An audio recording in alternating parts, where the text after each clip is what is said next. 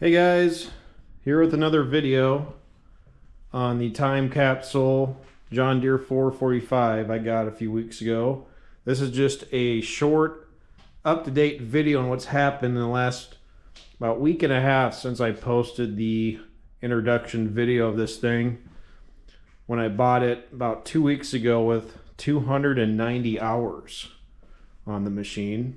It's got a little bit more now because I have been working on it, and I did use it one time about a week ago, and we got about 5 to 7 inches of snow. It was our first decent snow, so we could test it out, and it worked great.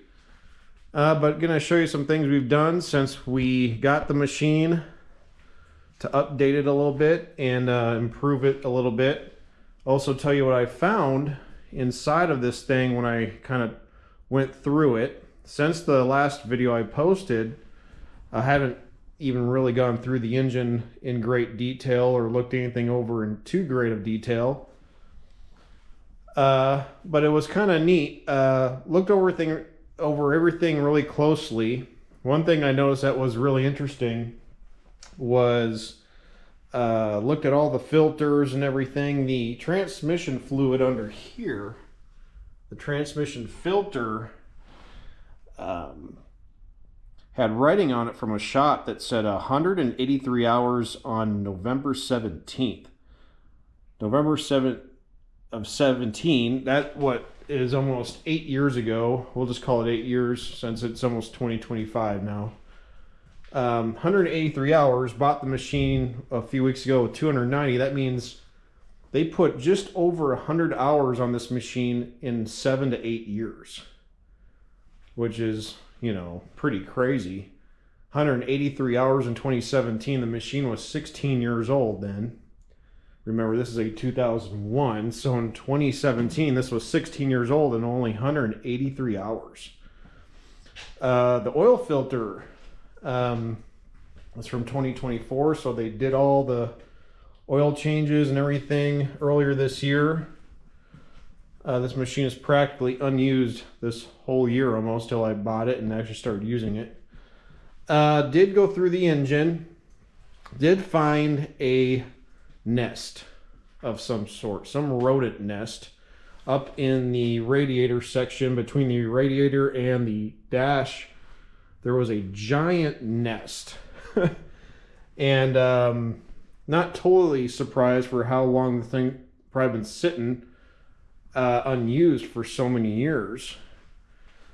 Did clean that out, did look over all the wiring up under the dash here. Nothing looked bitten up or anything. Everything works fine, but it was kind of scary to see that, but not totally unexpected.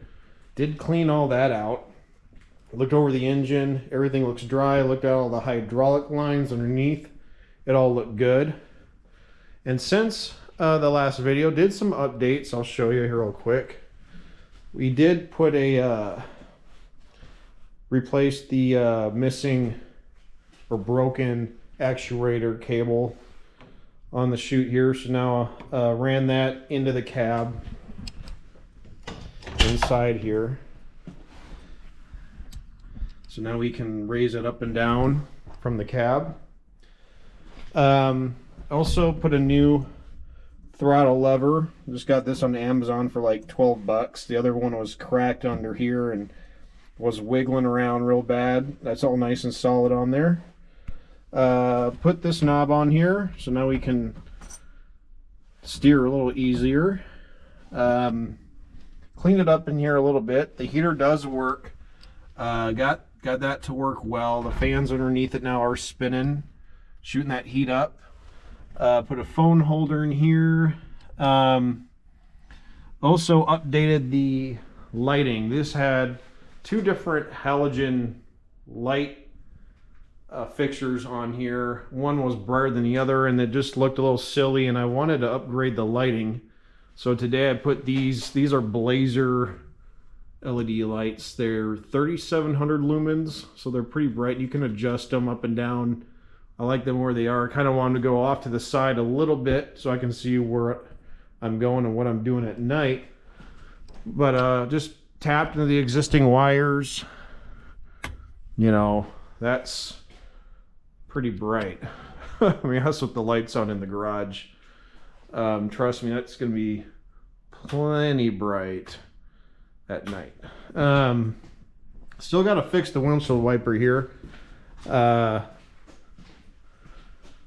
This wiper arm is a dual wiper arm. It has a missing arm that extends from here to up here that keeps the wiper from spinning around. So when this thing goes across the windshield, it should stay pretty much in the same place, but right now it's spins loose. Look at that. It can rotate 360. You don't want that to happen. That's what we need, that secondary arm. So I'm working on getting that replaced to work better. But no, the machine did get its first time out. I did check the dipstick here under the seat for the transmission oil. It was low. We put some more this high guard in there. This is what you want to put in there from John Deere, or John Deere dealer, easy for me to say. Did put that stuff in there, and also checked the oil. Oil looks brand new. Obviously it was changed last April. The levels are perfect. Did grease everything up. There are zerks here on the snow blower there, and it's dark in here there, but I did grease all that up. Did grease the zerks over here on this cylinder, hydraulic cylinder here on the snowblower. I am using this trickle charger to the battery when it's parked here in the garage to keep it nice and fresh. Found out the battery is from August of 2021. It is a John Deere battery in there, which is kind of neat. But yeah, that's kind of where we're at with the machine. It's not going to snow anytime soon, but looking forward to using it again. We still need to fix some things like this weather stripping that's gotten loose off of this corner. We'll have to figure that out when I use it the first time. I just stuffed a rag in here just to keep the air from getting into the cab, but I will have to fix that.